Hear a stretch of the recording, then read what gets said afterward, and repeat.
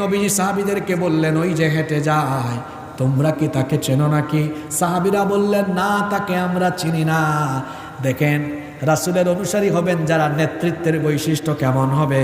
একজন নেতা, তিনি তার সর্বনিম্ন পর্যায়ের একজন কর্মীর খোঁজও তার কাছে থাকবে। আল্লাহ নবী বললেন, তোমরা তাকে না চিনলেও আমি তাকে চিনি। সে হলো আমার প্রিয় তরুণ যুবক সাহাবী, আমার জুলাইবিব। সুবহানাল্লাহ।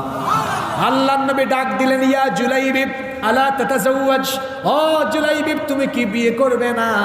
জুলাইবিব বললেন, ওগো আমার নবী, কোন পিতা মাতা তার মেয়ে আমার মতো জুলাইবিবের কাছে বিয়ে দিবে?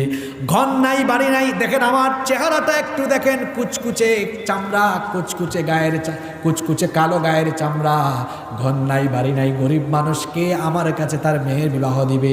আমি আখিরাতের অপেক্ষায় আছি। এই জবাব দিয়ে তিনি চলে গেলেন প্রথম দিন।